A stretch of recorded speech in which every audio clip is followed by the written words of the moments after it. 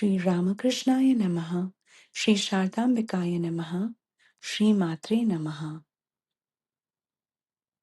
This is a 100-day journey into the Lalita Sahasranamam, where we learn each of the 1,000 names of the Divine Mother along with their meanings.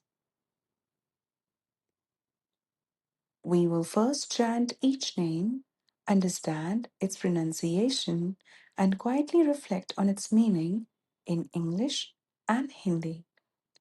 With this understanding, we will repeat each name 3 times, allowing it to become familiar and natural. The intention is to move one name at a time in small batches, so these names are not just remembered but gently absorbed within us. If you can, sit comfortably and repeat along with me. Let us begin with a gentle prayer.